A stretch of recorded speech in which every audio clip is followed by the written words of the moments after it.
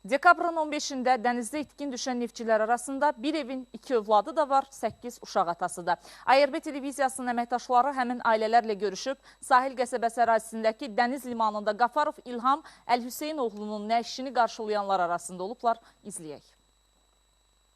Denizdən meyidi tapılan neftçi Qafarov İlham Əl-Hüseynoğlunun nəşi ötən gecə gəmi ilə sahilə çıxarıldı. Daxili və xarici müayinədən sonra meyit ailəsinə təhvil verildi. Ələt qəsəbə sakini olan 49 yaşlı mərhum neftçinin yaxınları onun uzun müddətdir ki, dənizdə çalışdığını deyirlər. 80-ci illərdən, bəlkə ondan qabağı. Neft qazlaşdı. 2 oğlu, bir qızı var. Bir oğlu, bir qızı evlidir, bir oğlu subaydı. Hadisə zamanı itkin düşən 10 neftçinin 5-i Ələt qəsəbə sakinləridir. Onlardan ikisi bir ailənin üzvüdür. Qardaşlardan böyüyü Güloğlan Zülfüqarov isə 8 övlad atasıdır.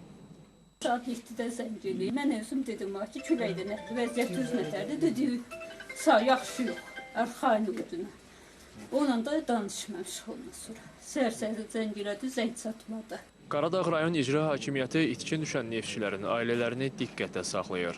Hər bir ailədə ağsaqqallarla görüşlər keçirilib və onların hamısına məlumat verilib ki, lazım olan dövlət tərəfindən bütün lazım olan qayğı və köməklik onların ailələrinə göstəriləcək.